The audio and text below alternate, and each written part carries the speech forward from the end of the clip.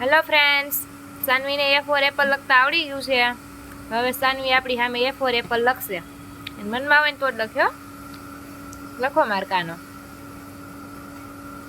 એમ હોય હરખો લખ તો હું આ ડાળ ખાવા આપીશ. જો મમ્મા ખાય છે દાળ અને સાનુબેન લખે છે એ ફોર એપલ. કેમ કરવાની? 2 ત્રાસી લીટી ને 1 આડી લીટી. એમ નહીં, હરખો કર.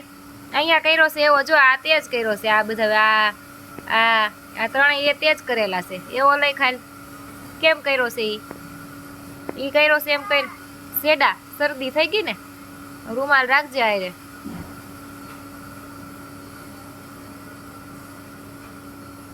એમ નથી કરવાનું. સાનો તું ડાયસો કે ગાંડું છો?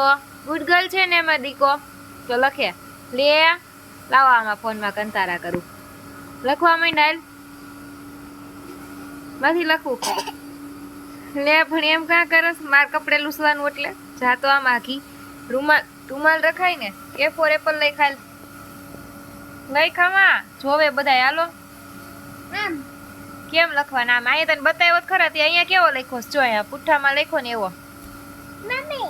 હા એવો જો, જેવો તેવો લખ્યો સાનવી અહીંયા આવો. તો ચાલો હવે એ તો આવડી ગયો.